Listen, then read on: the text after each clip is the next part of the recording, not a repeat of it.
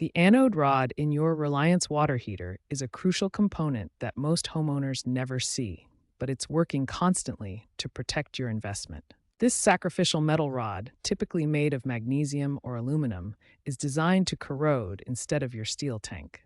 It attracts corrosive elements in the water, protecting the tank from rusting.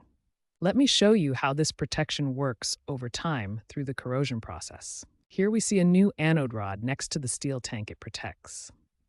As time passes, the anode rod gradually corrodes while keeping the tank safe. Over the first few years, the anode rod slowly corrodes, sacrificing itself to protect your tank. This is exactly what it's designed to do. But after 3 to 5 years, depending on your water quality, the anode rod becomes severely depleted.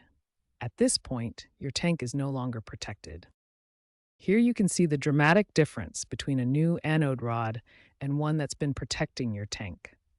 The corroded rod has done its job, but now needs replacement. Experts recommend inspecting your anode rod after 3 years, then annually.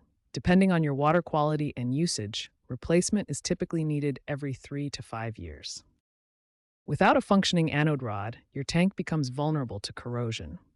The steel begins to rust, leading to leaks and eventual water heater failure. Replacing a depleted anode rod is a small investment that prevents costly tank replacement and extends your water heater's lifespan significantly. Regular anode rod maintenance is one of the most important things you can do to protect your water heater investment. Before starting any work on your water heater, safety is the top priority.